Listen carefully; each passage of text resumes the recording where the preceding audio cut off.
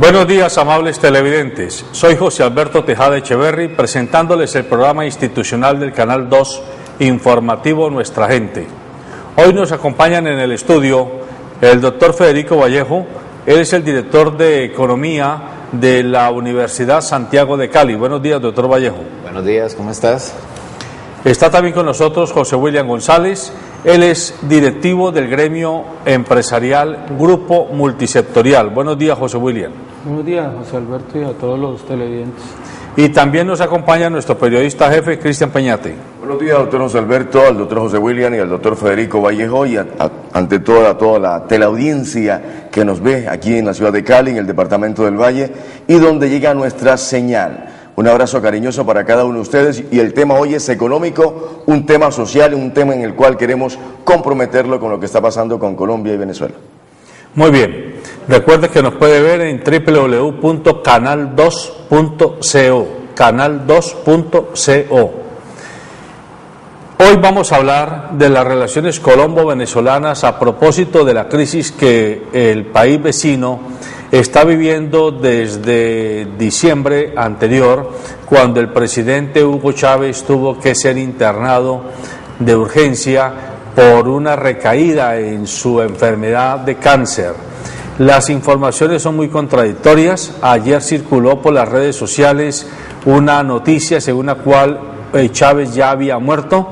Después fue desmentida por el canciller de la República Venezolana, que dijo que al contrario, Chávez estaba dando instrucciones y estaba enviando saludos a la comunidad venezolana, pero lo que sí es cierto es que la inestabilidad política comienza a hacer presencia en Venezuela.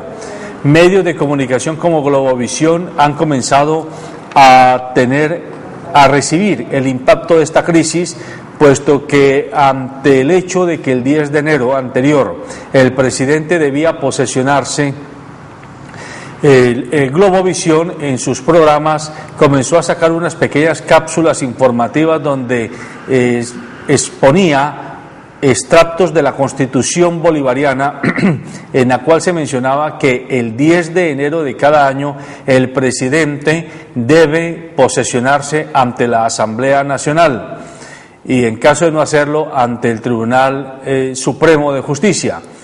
Esto fue argumento para que se le abriera investigación, y hoy Globovisión está a puertas de ser sancionada por la Autoridad Nacional de Televisión Venezolana, lo que se está considerando por parte de la CIP como un atentado contra la libre expresión y como una manera de intimidar a los grupos que en Venezuela no están de acuerdo con el presidente Hugo Chávez y con el chavismo en general.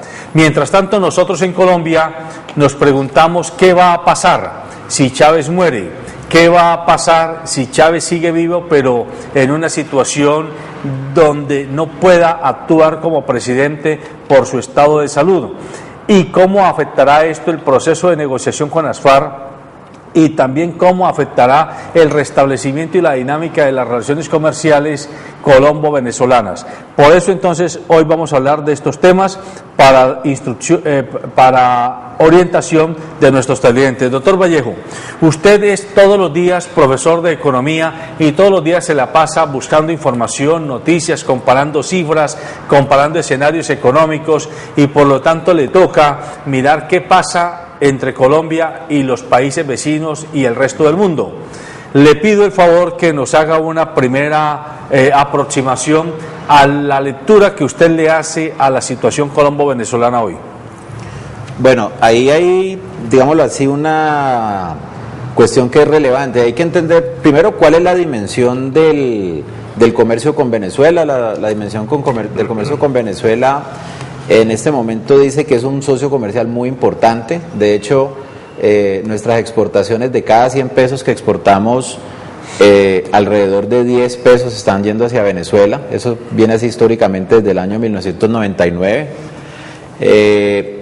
Desde el punto de vista de las importaciones, son alrededor de 4 pesos de cada 100 pesos, es decir, el 4% de las importaciones nuestras con el resto del mundo son productos venezolanos.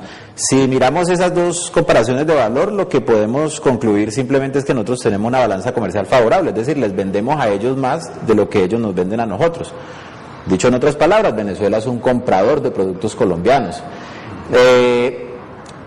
¿Qué es relevante en esos términos? Es la composición de ese valor que nosotros estamos diciendo allí. Si nosotros miramos otros socios como los Estados Unidos, nos damos cuenta de que son importantes en términos del peso. 24 pesos de cada 100 pesos, es decir, el 24% de nuestras exportaciones van a dar allá, pero están representados sobre todo en el sector minero.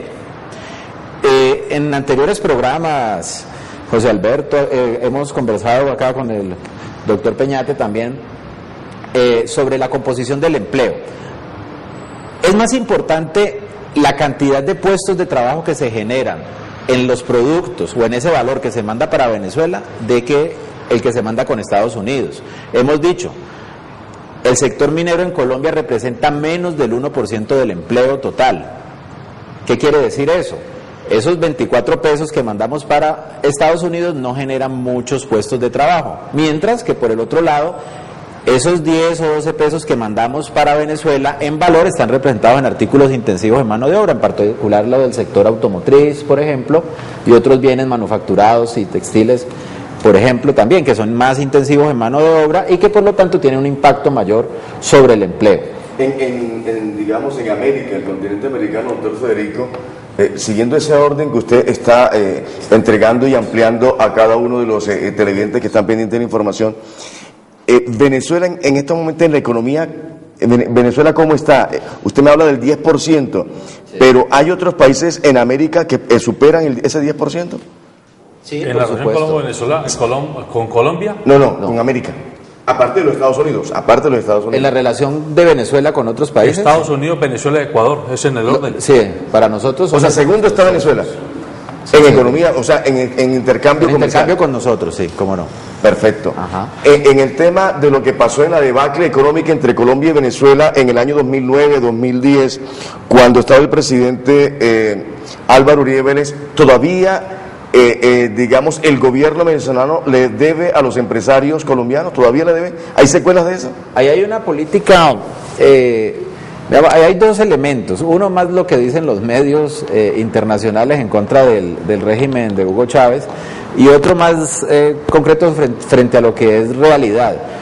Si uno mira, el régimen de Hugo Chávez sí tiene un carácter socialista, de construcción del socialismo, pero es cierto que la empresa privada sigue privilegiando o estando, digamos, funciona dentro de Venezuela.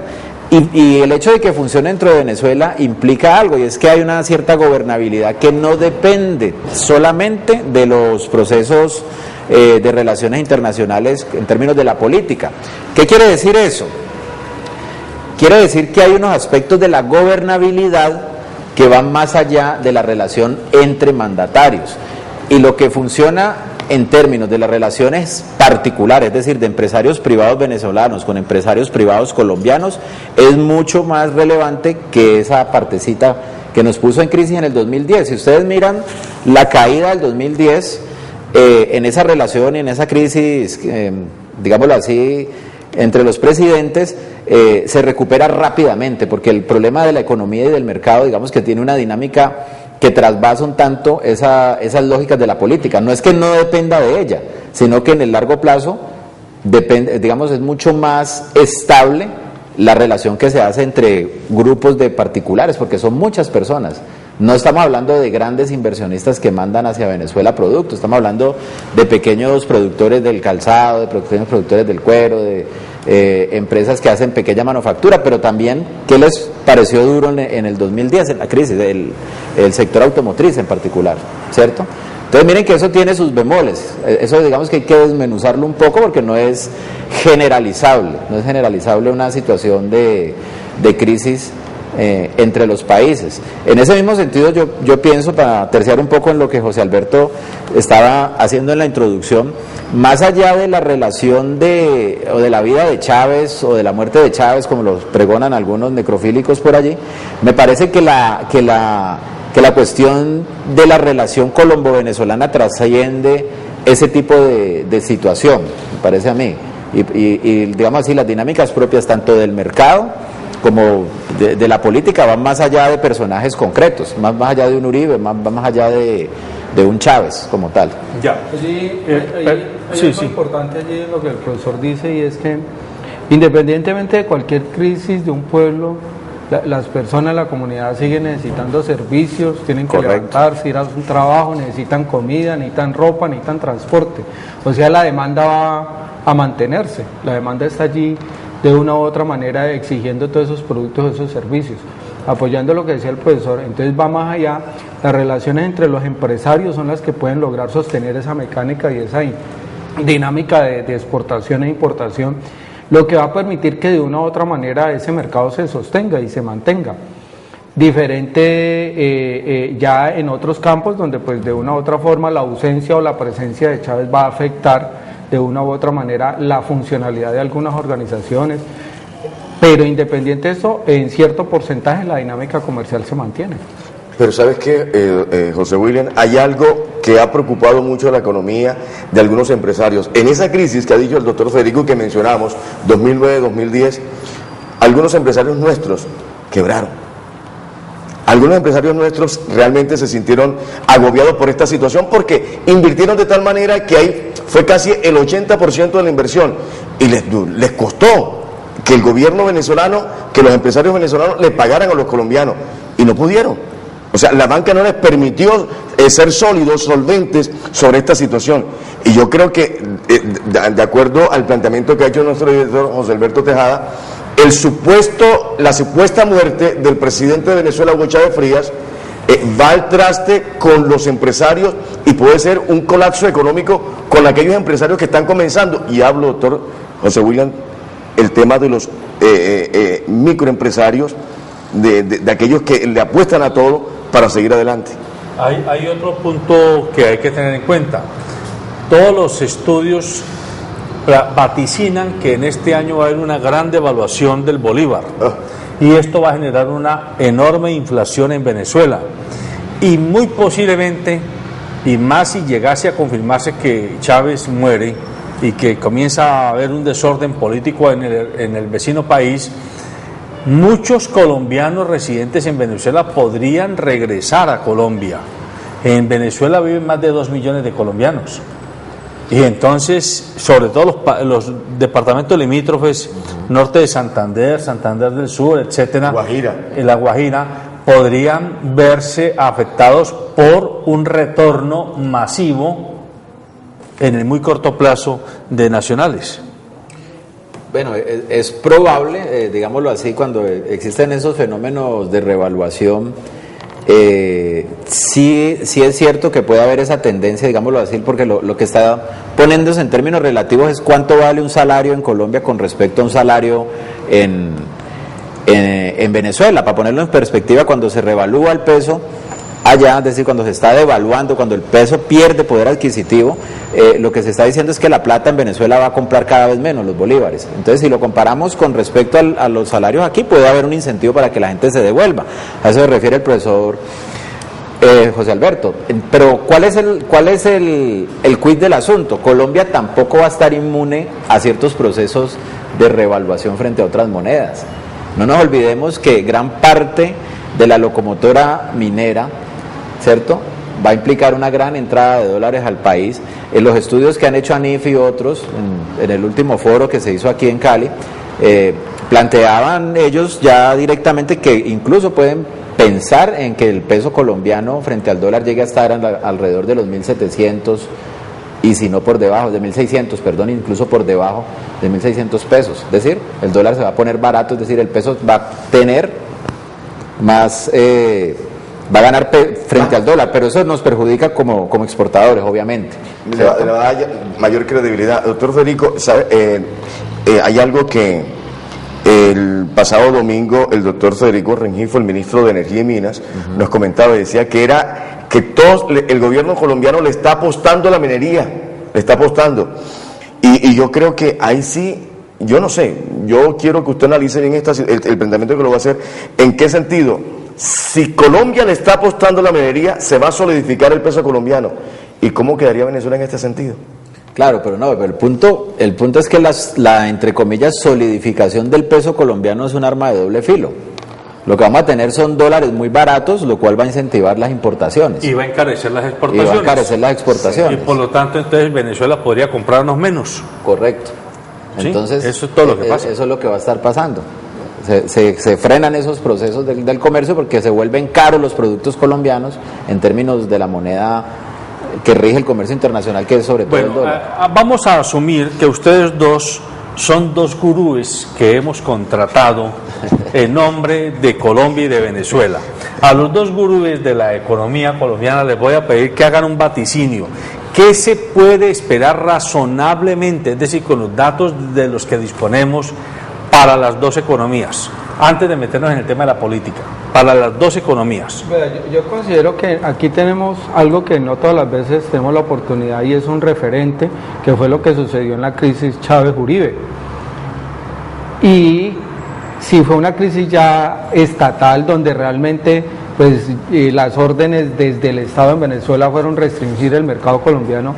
Ya fue como un ataque directo a la economía colombiana para que no ingresaran los productos, y a pesar de eso se mantuvo casi el 50% de las exportaciones, y en la medida en que se fueron resolviendo las situaciones de relaciones, eso se empezó a generar el ambiente. Yo considero que en este momento, y que hablamos del tema pues de que muchos empresarios perdieron dinero, pero fue por una intervención directa estatal, ¿sí? Fue Chávez el que le metió la mano al tema y restringió y prohibió, quitó, impuso.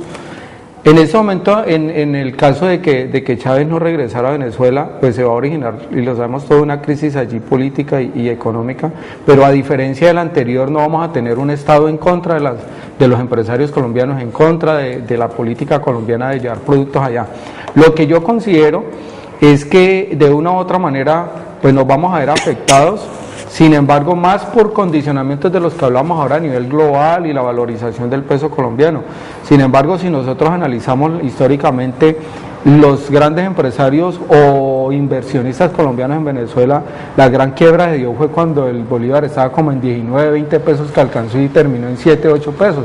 Allí sí fue donde hubo una debacle económica para muchos inversionistas y empresarios colombianos. Pero en este momento es diferente porque prácticamente los colombianos no tienen inversiones en Venezuela, sino que desde Colombia están haciendo todos sus negocios. Eso va a favorecer mucho el campo.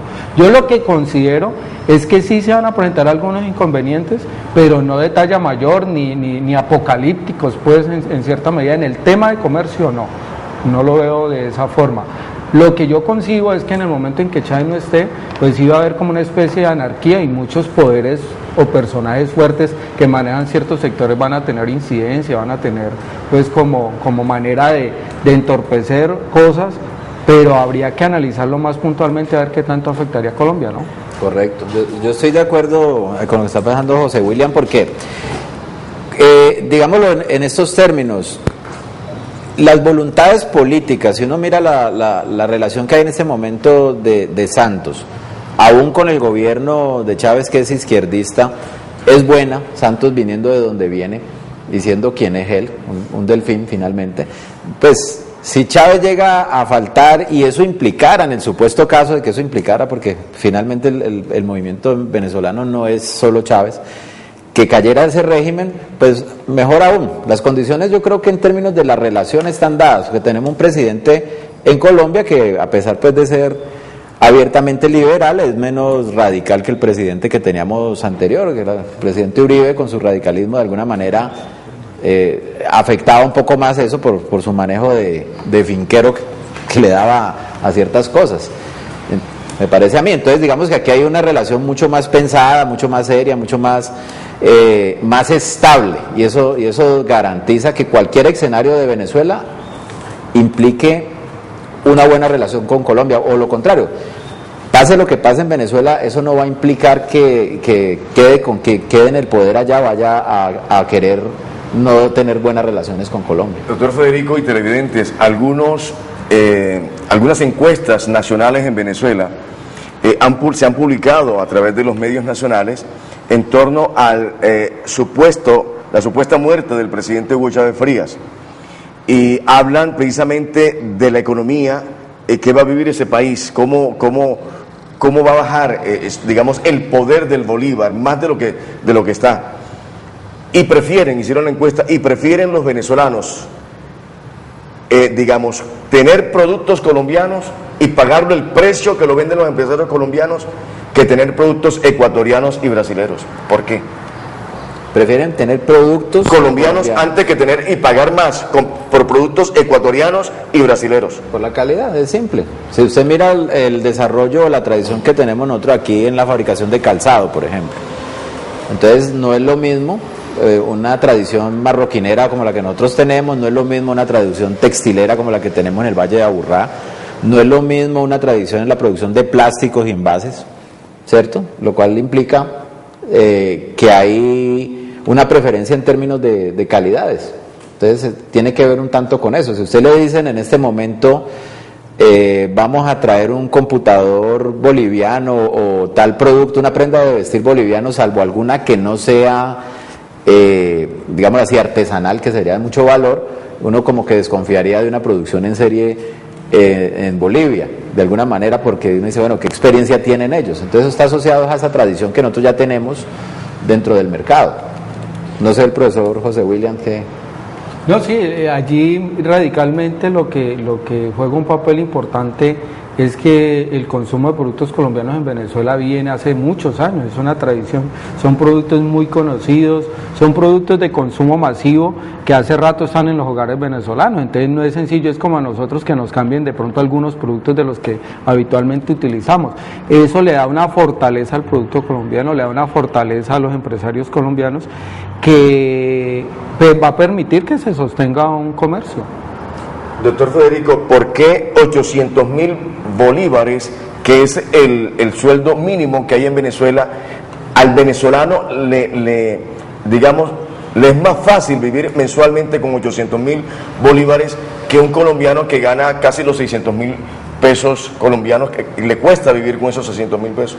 Bueno, ahí hay algo que tiene que ver con lo que usted dice, mi querido amigo Peñate, y es, ¿para qué sirve el dinero en general o los ingresos en general de las familias? Hay algo muy básico en cualquier sociedad y es la reproducción de la mano de obra. Entonces, si usted está en un régimen donde el Estado garantiza una gran cantidad de cuestiones como la salud, como la educación, el acceso a bienes y servicios que son básicos para la reproducción de las personas, es decir, de la mano de obra que luego va a salir a trabajar, pues vamos a tener un mejor acceso a eso. ¿Cuál es la diferencia? En nuestro país, fruto de todas las reformas que han venido acaeciendo desde el año 90 o antes, pues sencillamente todas estas cuestiones ya pasan por el mercado. Es decir, cuando usted piensa en la empleabilidad de un hijo, entonces usted dice, vamos a ponerlo a estudiar, pero bueno, ¿cuántos cupos genera la Universidad del Valle? ¿Cuántos genera el SENA? Lo demás lo surte el sector privado. Si usted se enferma y no quiere morirse de ley 100, entonces le dicen, vean, no están estas drogas, tal cosa, les toca comprarlas a ustedes, o pague una salud prepagada que es un poco más alta. Entonces, cuando esas cosas no las da el Estado, cuando usted necesita una casa y no tiene fomento, sino que le dicen, le damos un crédito, entonces es el mercado el que comienza a suplir ese tipo de cuestiones. Claro, si usted tiene resuelto el problema del transporte, si usted tiene resuelto el problema de la alimentación, si tiene unos servicios públicos de alguna manera resueltos, pues un ingreso que usted gane dentro de un mercado en donde el Estado provea todo eso, una sociedad donde el Estado provea todo eso y usted además gane algo en el mercado laboral, pues ese ingreso usted lo va a destinar a otras cosas, a las amenidades, a la diversión o a mejoramiento en esas condiciones de vida que como mínimo garantiza el Estado, ¿cierto? A ir un poquito más allá en la calidad de vida. Esa es la cuestión básica. Bueno, yo le sugiero que demos un cambio de tercio y un poco dejemos la parte económica y miremos la consecuencia en la parte política. La parte política mirada con respecto a la negociación que Colombia tiene hoy entre el gobierno y las FARC, y la parte política mirada entre la relación que tiene Colombia hoy con sus países vecinos, Nicaragua, Ecuador, Bolivia, que de alguna manera hacen parte del espectro de influencia de Venezuela. Para nadie es un secreto que es más fácil tener a Chávez del lado nuestro para neutralizar a Ortega que neutralizar a Ortega sin la presencia de Chávez, es lo que quiero decir. ¿Qué lectura hacen ustedes frente a esas consecuencias que se pueden derivar de la ausencia de Chávez? Recuerden que ayer ya hubo un rifirrafe entre Willy Colón y Calle 13, un rifirrafe por las redes sociales inmenso, porque Willy Colón, en mi opinión, pone un Twitter con epítetos innecesarios, es decir, un artista no tiene necesidad de hacer eso para ganar audiencia, y provoca la ira de quienes son afectos a Hugo Chávez. Claro, sí.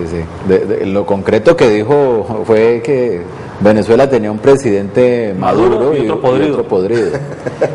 que es una vaina pues mala leche de Willy Colón.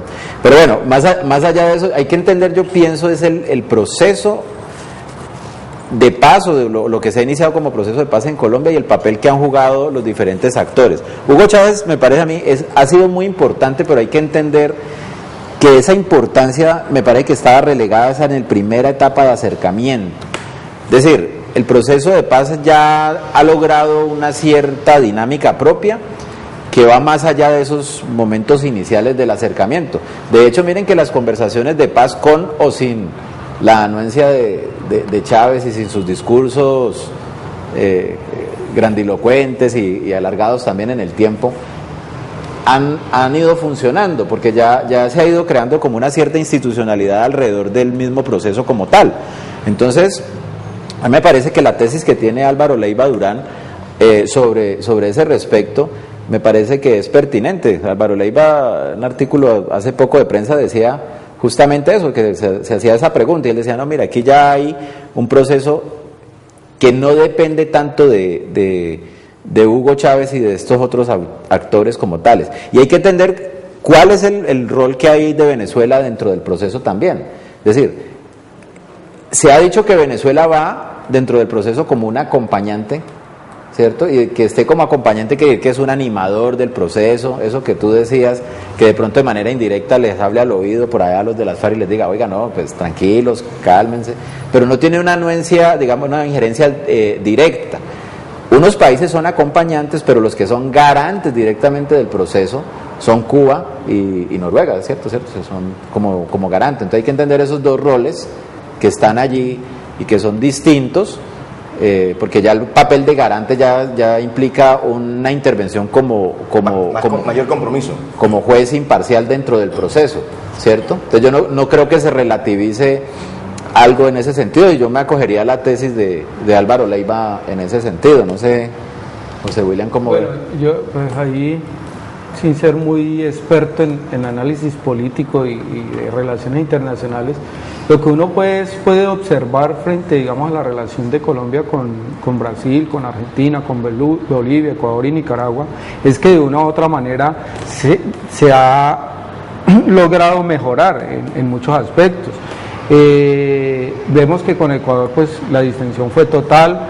Correa hace mucho tiempo pues no tiene un enfrentamiento con el gobierno colombiano, es más, de pronto hasta uno lo ha visto ya más callado frente a muchas de las situaciones de Venezuela, se ha tornado un poco distante del tema y concentrado pues en sus situaciones en Ecuador.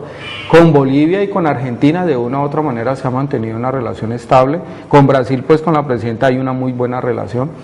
Ahora Nicaragua pues ya es un poco diferente por el tema que se ha venido pues por el tema del mar y toda esta situación que se ha presentado, pero considero también que no se vería realmente afectado por el hecho de que esté o no esté Chávez.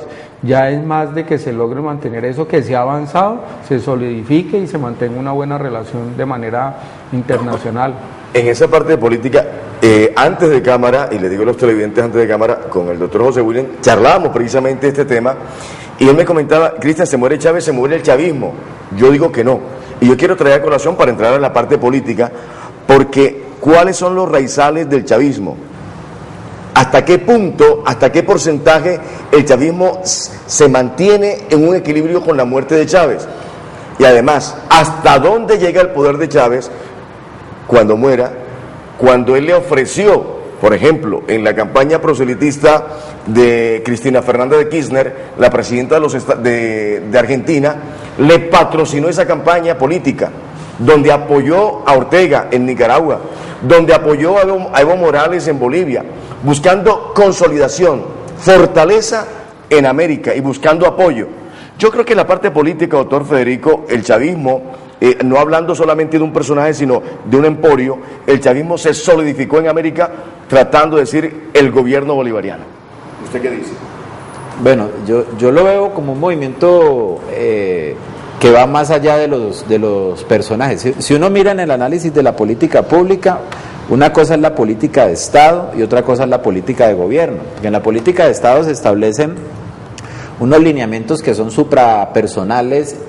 Dicho en otras palabras, es como creer, por ejemplo, que toda la política que se ha planteado en el gobierno de Santos, por más que le saque la lengua a Uribe, es distinta. Si ustedes miran los procesos, por ejemplo, de culminación de los procesos, por ejemplo, de privatización de la salud, de la concentración de los capitales en salud, eso comienza mucho antes de Uribe, trasciende al gobierno Uribe y se concreta o se viene a concretar en el gobierno de Santos y en posteriores a través de los sistemas de calidad, que van a decir, las empresas chiquitas que quebraron al Seguro Social ahora también son ineficientes y seguramente también corruptas, entonces las vamos a eliminar también y todo lo concentraremos en unos capitales.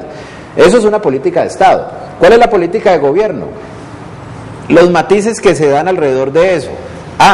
Por ejemplo, Ernesto Samper Pizano, que era más liberal de izquierda, entonces dijo, no, pues tratamos un poco mejor a los maestros, frenamos un poco el proceso, pero ese proceso de privatización y de concentración de los capitales en la salud vienen andando, de alguna manera, no voy a decir que solos, pero trascienden al gobierno y están como políticas de Estado que están un poco por encima.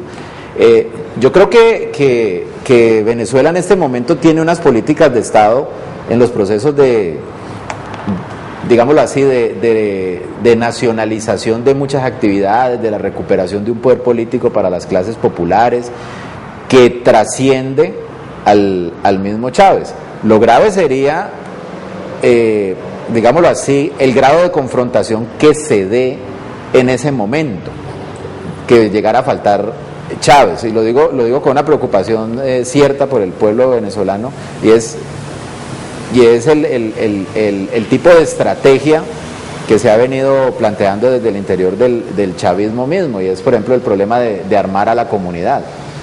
Entonces, el problema de usted armar a la comunidad sin una formación política seria es complicado, porque en el momento, eso es un seguro, ¿cierto?, que tiene Chávez. Dice, yo no solamente tengo mi ejército, sino que tengo la gente con armas que en cualquier momento me defiende. Y hablar de un número, doctor Federico, de 8 millones de venezolanos, eso no es cualquier cosa. No es cualquier cosa, pero suponga que el régimen cae. Suponga que si el régimen cae y todo ese montón de gente armada, ¿qué pasa? Cuando esas cosas que son paraestatales funcionan aún en esos regímenes de izquierda, son peligrosos. Mire lo que pasó aquí en Cali con el cartel que dejó de cooptar no solamente instituciones como la policía, sino también a otros ejércitos privados, y toda esa gente quedó. ¿Qué hacemos con toda esta gente armada y sin norte? El caos es una cosa complicada que se podría formar en Por ese eso, sentido. entre otras razones, hay que cuestionar la pretensión de Álvaro Uribe y de sus amigos de meterle masa al problema venezolano. Él, cuando fue gobernante, exigía respeto a la soberanía colombiana, y él se cree con el derecho de meter la mano y hacer prédicas y promover e instigar a los venezolanos en contra de un régimen con el que no está de acuerdo. Él tiene todo el derecho a no estar de acuerdo con el régimen de Chávez, pero no le cabe ningún derecho a ir a decir a los venezolanos por quién deben votar y a quién deben seguir. Me parece que en este caso de la política hay que ser muy cuidadosos, y esto lo decimos de cara a los televidentes. La política está muy cargada de emociones, y entonces si uno es afecto a alguien, por ejemplo, quienes son afectos a Uribe, pues casi que repiten lo que Uribe hace. Si son afectos a Santos, pues casi que repiten lo que Santos hace. Si son afectos a un comandante guerrillero, casi que hacen y repiten lo que el comandante guerrillero hace.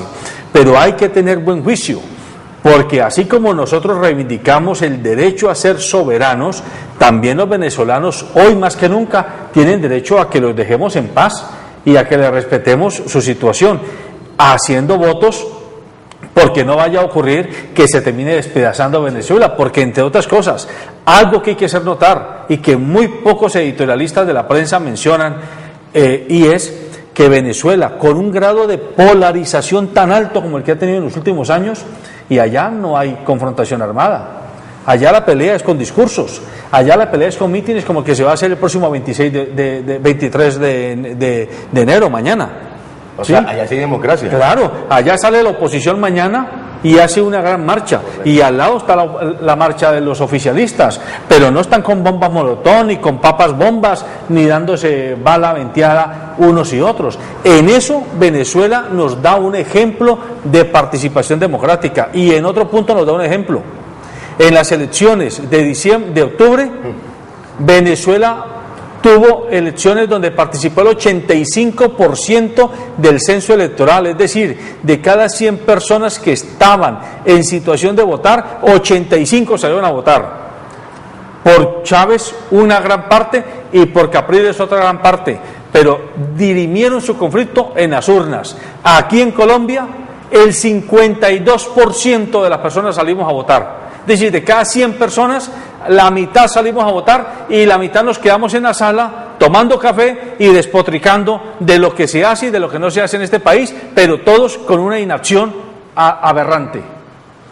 Bueno, muy buen punto, doctor José Alberto, y eso hace que no seamos tan apocalípticos en el tema de Venezuela. Sí. Sin embargo, lógico, yo sí considero que, ya un poquito especulando del tema, suponiendo que realmente Chávez, ya el gobierno sabe que no va a volver, uno se pregunta, bueno, ¿por qué no lo han sacado a la luz pública? Uno empieza a suponer cosas allí como que están preparando algo, están alistándose algo, ¿ese algo qué es? ¿Para qué va a servir o para qué se va a hacer?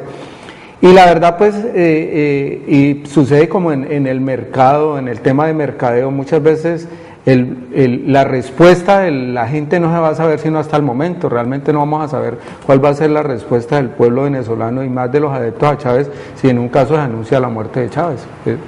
Habría que esperar realmente allí que suceda. Yo quiero colocar un ejemplo y la verdad, ojo, es diferente a lo que ha dicho nuestro director José Alberto Tejada, y yo lo viví, porque yo creo que también usted vio la política nacional que comenzó cuando se creó el Movimiento Ciudadano en Barranquilla, cuando Bernardo Hoyos Montoya fue alcalde de la ciudad de Barranquilla.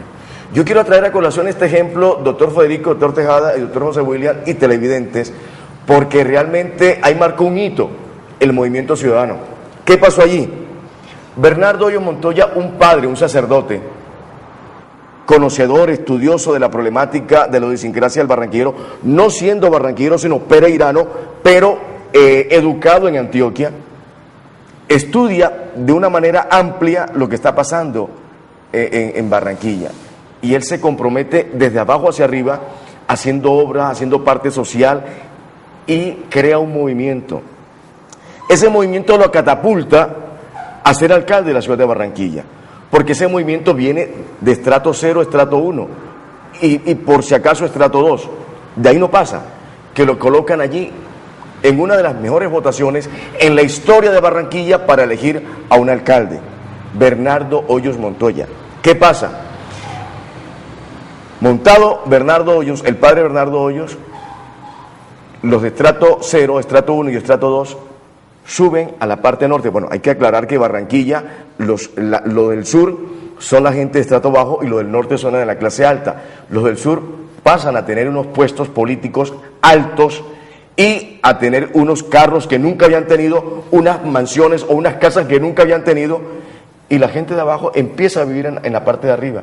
Y hay un fenómeno social, económico que ocurre y político que ocurre en Barranquilla. Esto parecido a lo que está ocurriendo con Venezuela.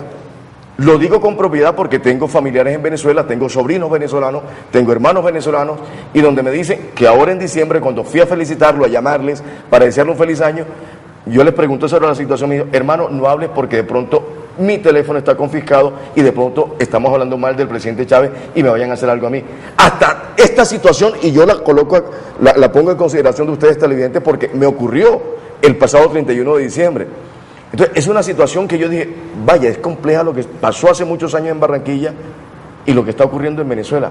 ¿Hasta qué punto, doctor Federico, este ejemplo que colocó yo en Barranquilla, que ocurrió hace más de 12 años, está pasando con Venezuela y que la verdad hay un enigma de lo que podría ser el futuro de Venezuela? Bueno, ahí hay una cuestión complicada, es decir, todo régimen tiende a tener ese tipo de cuestiones, ¿no? Aquí en Colombia resultó chuzado todo el mundo también. Es decir, y no era por socialismo. Y no era por, exacto, correcto. Entonces, pero de todas maneras todos los estados tienen sus cuestiones de inteligencia y esas cuestiones que van más allá y que trascienden pues los límites del derecho individual, pues me parecen a mí también graves, porque el hecho de que una persona se sienta no se sienta coartada su libertad en poder decir algo incluso con un familiar por teléfono, pues es complicado en ese sentido, el miedo a decir. Yo creo que el miedo tiene mucho que ver con eso que les estaba planteando ahora. Ahí hay algo con toda esta cuestión de esa recomposición del poder, y la historia ha mostrado ciertos estados, cuando esos estados, yo creo que cuando un estado se anquilosa alrededor de una persona, se comienzan a dar todo ese tipo de situaciones que son como medio de paranoias por parte de unos, pero de efectos muy reales por parte de otros, ¿cierto? Mire que la lógica en donde usted se siente amenazado, hay un autor por ahí que se llama Michael Foucault, decía, lo que importa no es que usted lo estén observando, sino que usted se sienta observado, es lo que funciona finalmente en ese tipo de regímenes, y me parece complicadísimo lo que tú dices. Yo qué creo frente a eso es el resultado de que ese sector que ha asumido el poder, esa cantidad de... Mi hermano estuvo en estos días en Venezuela, me comentaba algo, porque él es cardiólogo, entonces fue y decía, bueno, miren, la Guardia Venezolana, que son toda esta gente que estaba antes muy abajo y que ahorita tienen un arma o que tienen un puesto, entonces... ¿Usted para dónde va? Un trato déspota. Entonces, bueno, están empoderados de la cuestión pública, pero también hay una cuestión como muy de trato diferencial, ¿cierto? Como cuando se habla de las muy autoritario. Muy autoritario, ¿cierto? Exacto. Como cuando uno habla de las negritudes y resulta que muchas veces las poblaciones afro son más racistas que lo que puede ser la población no afro hacia ellos. Pasa algo como eso, ahí existe esa tensión es latente y uno lo puede ver por el Facebook, ¿cierto? Yo tengo amigos que están de un lado y del otro, y en las elecciones uno veía lo que comentaban unos y otros, y son gente del común, ¿cierto? Gente que está trabajando, ingenieros, economistas, profesionales, amas de casa, y uno dice, bueno, esta discusión es real, ahí no es cierto que todo el mundo unánimemente dice Chávez, Chávez, Chávez, no. Ahí hay una polarización, y esa polarización pasa por las condiciones de mantener el poder que tiene este otro segmento, que como les decía ahora, a mí me parece muy bien mucho de la política que ha hecho Chávez, de recuperar lo estatal, de darle tierra al campesino, etcétera, etcétera, pero me parece muy peligroso cuando esos mecanismos de control del Estado, que deben de estar en cabeza del Estado, como decía algún autor por ahí, el control del poder debe estar en manos, el monopolio de las armas y del ejercicio de la violencia legítima, cuando debe estar en manos del Estado. Cuando eso se desdibuja, cuando se pierde esa línea entre lo que es estatal y no estatal, se vuelve peligroso. Es que a veces se ciegan, doctor Federico, doctor José William, doctor José Alberto, se ciegan, porque allá pasó un ejemplo, tanto así, no realmente fue obligado vuelvo a colocar el ejemplo de Bernardo Hoyos, no obligado por una persona que maneja una idiosincrasia, maneja una política, sino sus adeptos, los seguidores. Un periodista le estaba criticando el accionar en ese entonces del alcalde de Barranquilla, Bernardo Hoyos, y porque lo estaba fustigando, porque lo estaba cuestionando, porque lo estaba colocando en la palestra pública, uno de sus seguidores vino y lo mató. Así. Y así puede ocurrir en Venezuela, y ha ocurrido en Venezuela. No es que el presidente Chávez mande, sino seguidores que van ciegamente, ¿verdad? Van allí, como los caballos en sus calabastros allí, seguidos, no miran ni a la derecha ni a la izquierda, sino seguidos por esa ideología, por ese concepto, por seguir a un líder como Chávez. Hacen lo que realmente les dice el corazón. Bueno, fíjese que esto... Allí es donde donde yo hacía la observación ahora rato, y es que el análisis va en ese sentido, del empoderamiento de algunos grupos que nunca tuvieron esa capacidad de poder, esa capacidad de autoridad, y que eso se empieza a salir de las manos del Estado, de las manos del gobierno, de las manos de Chávez, y muchos terminan siendo más chavistas que el propio Chávez, más radicales, más autoritarios, personas que entran con muchas problemas de tipo social, donde vienen resentidos por un maltrato, por una desigualdad de muchos años, entonces vienen y de una u otra manera terminan haciendo lo mismo que de pronto hacían con ellos, azotando y maltratando al que no deben. Correcto. Ese es el peligro más grande porque si ya dentro del Estado, estando vivo Chávez, se ven estos brotes por ahí que uno alcanza a ver en televisión, cómo la policía está haciendo ciertos manejos, el recrudecimiento de muchas cosas antisociales. ¿Cómo era si Chávez no está, claro, no? Y que se va a perder de una u otra manera ese norte y cada quien va a querer hacer lo que quiere y va a querer imponer supuestamente el criterio de Chávez. Y eso es complicado. Y eso nos permite hablar con nuestros televidentes sobre la importancia de comprender que la política basada en caudillos, cualquiera que sea, por bonito que sea su discurso, es una política fallida. Porque es que los caudillos son eso.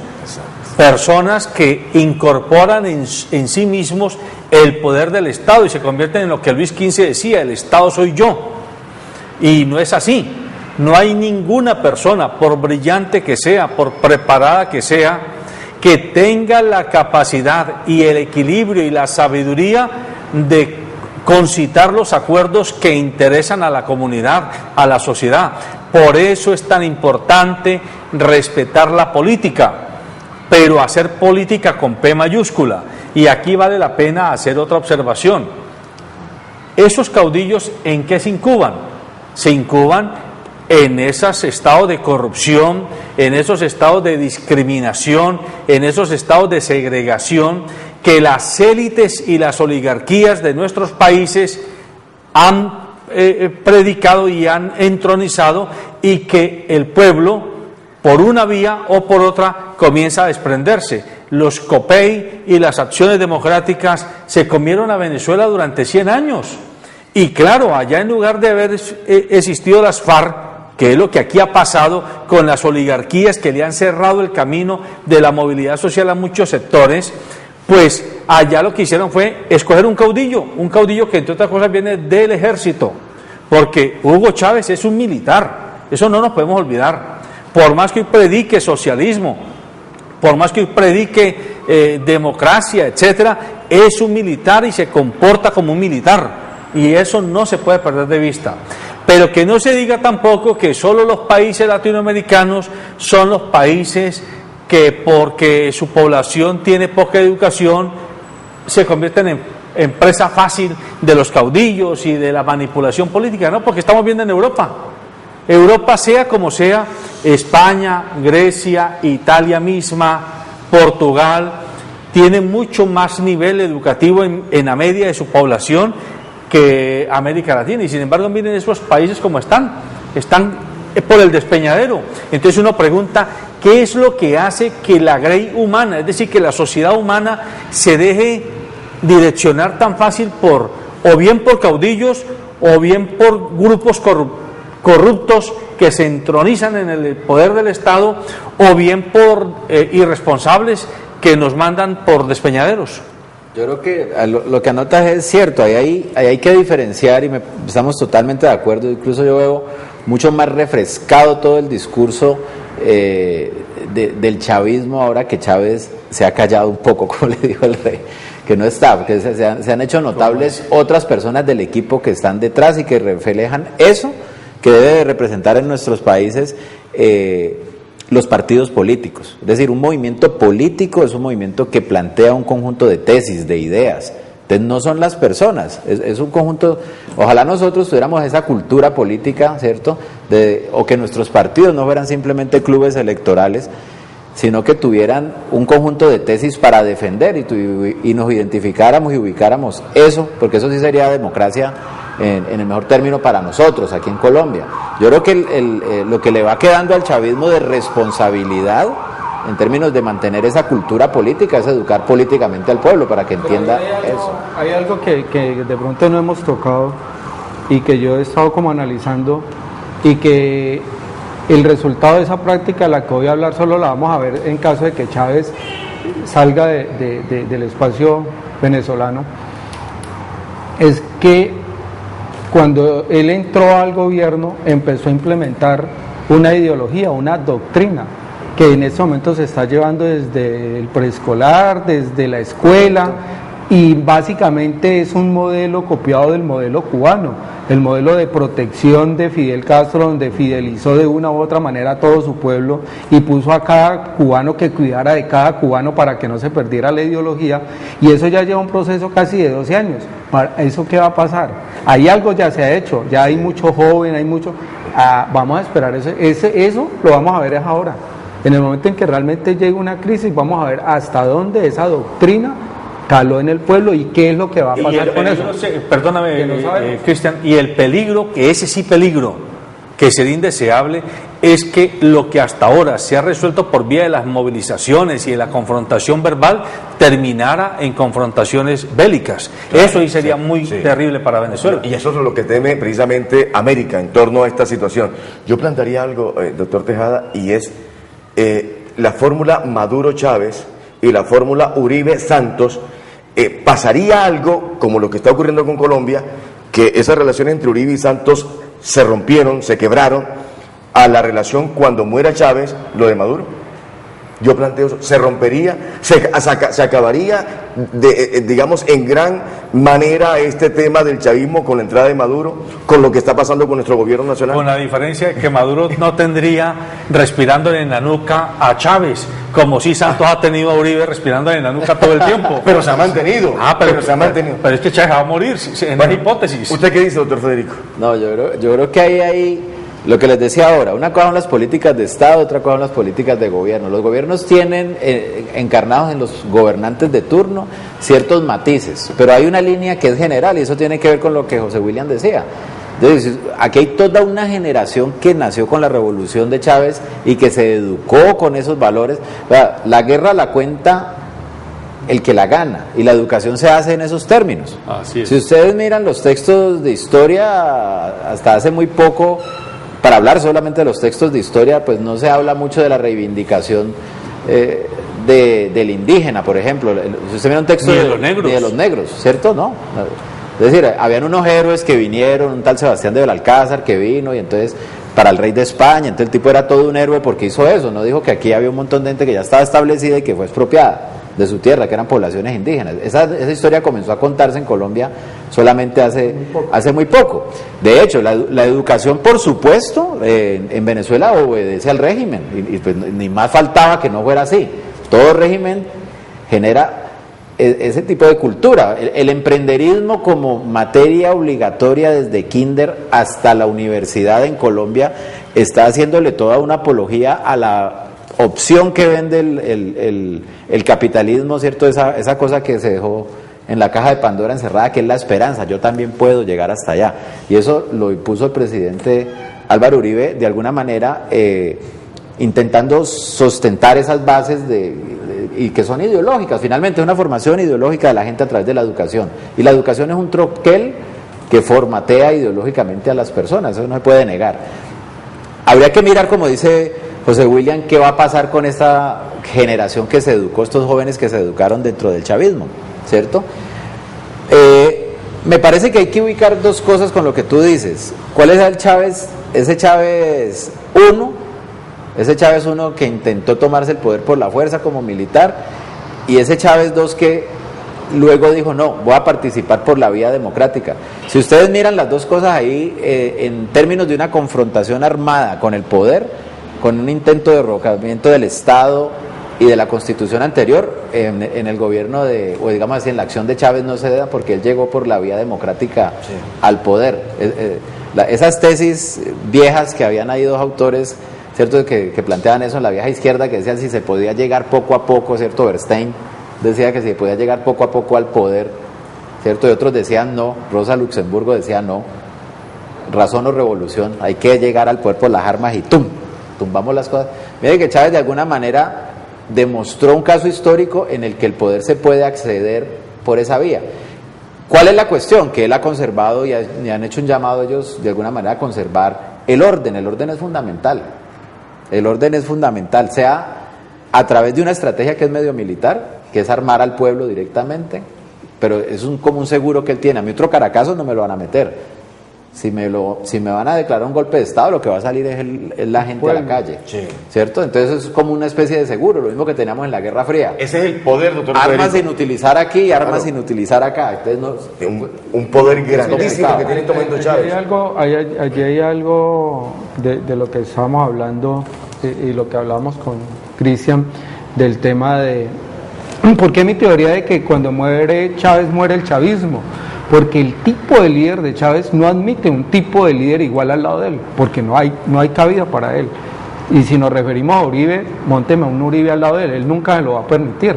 Nadie puede estar por encima de ellos, nadie puede estar en igualdad de ellos, sí. Todos tienen que estar abajo. Bueno, entonces por eso Chávez muere. Ahora, que sigue una ideología, que sigue la revolución, que sigue esa doctrina que ya dejó en su pueblo, sí, pero Chávez... Bueno, el tiempo se nos ha acabado, ya nos toca parar. Mientras tanto, el mensaje que dejamos desde este programa institucional del Canal 2 es que hacemos votos porque los venezolanos puedan resolver de la mejor manera posible este impasse histórico en el que están. Y creemos firmemente que el papel de nosotros como vecinos de los venezolanos es ser respetuosos de la solución interna de su dinámica política y social. Nuestro papel, mientras tanto, como empresarios, como educadores, como compatriotas del continente, es, uno, seguir haciendo negocios mientras sea posible, porque la dinámica económica va muchas veces en contravía de la dinámica política. Puede que los presidentes no se quieran, pero los empresarios se tienen que entender y comprar y vender productos y materias primas.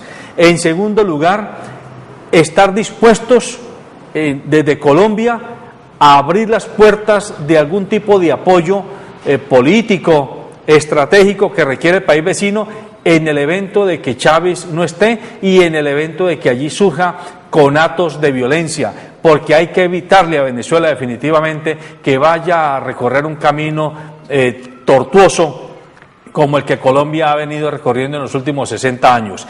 Esa es la lectura histórica que nosotros invitamos a nuestros compatriotas a que hagamos. No nos dejemos llevar por quienes son detonantes de discursos belicosos porque no quieren a Chávez o por el contrario porque lo quieren mucho. Ese no es nuestro problema. Nuestro problema es que somos dos nacionalidades y estamos compartiendo fronteras y estamos compartiendo dinámicas económicas, sociales y geopolíticas. Así que, amable televidente, tengamos en cuenta que esto es ejercer la ciudadanía, que usted se informe, que usted se piense y que usted decida en función del bienestar colectivo. Buenos días.